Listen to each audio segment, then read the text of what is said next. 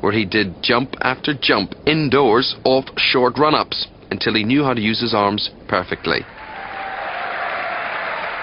Now imagine I'm running up with an alternate arm action, but what I want to do is change to a double arm action in my hop landing. So I land in my hop and I hit my arms like this. And then I bring them back as a kind of balance, ready for my step landing. And again, it's very similar to the hop, but this time it's on my right leg. I'm coming here, and then I hit it as fast as possible with a double arm, hopefully. And then at this point, every sinew in my body is just straining to get as far as possible into the sand. And he even manages to squeeze every last inch out of his landing. How does he do that? Say, for example, even if my hands scraped as I came through, even as far back as here, they would measure it from there. So obviously, my legs are going to land as far as possible out in front of me, here, and then if I can skid my bum around so it lands approximately the same, I don't lose any distance. It doesn't always happen like that, but that's the theory. And when Jonathan was ready to put the theory into practice, the whole world took notice. There it is. It makes me smile. I mean, so long people have been waiting for the 18-metre breakthrough, and it was 35 years to get from 17 metres to somebody to jump 18 metres. And now, suddenly I've done 18 metres, and everybody's talking about 19 metres. So, you know, I think that's a long way off. You know, obviously you always want to improve, and, you know, I'd like to improve. But even if I never did improve, I could have no complaints after what I've done this year. That gold medal that once seemed so out of reach is now gloriously his. All the practice and dedication have paid off. Jonathan Edwards has earned his place in the record books as, quite simply, the best triple jumper ever. It's an event with 4 distinct parts. The hop, the step, the jump, of course, but don't forget the run-up. For me, the key in this event is creating speed and then maintaining it.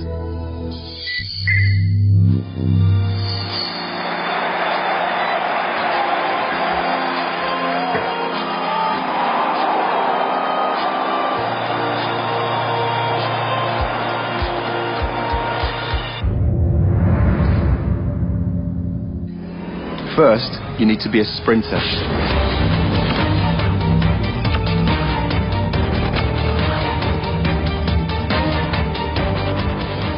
My run-up was always 18 strides long, and it was flat-out acceleration right from the start, trying to create the maximum velocity that I could control at takeoff, and never looking down to try and place my foot on the board, because that would change my body position and make me lose speed.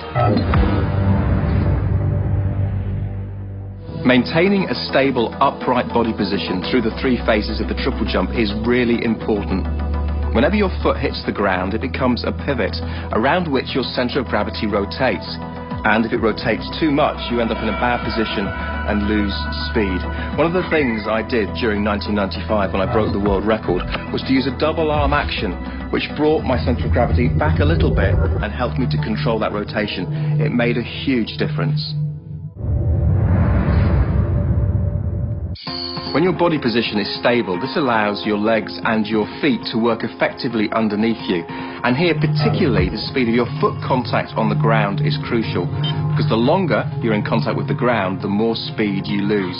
When I was jumping well, this for me was like a bounce rather than a distinct landing then takeoff.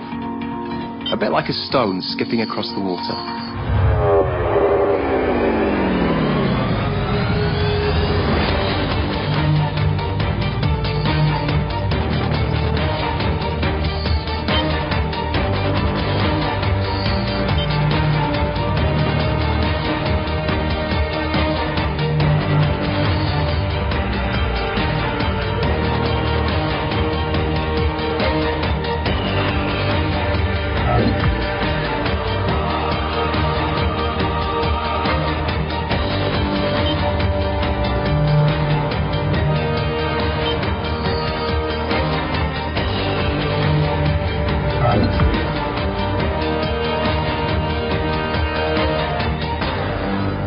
So that is how to triple jump, one of the most complicated disciplines in athletics, and when done well, beautiful to watch.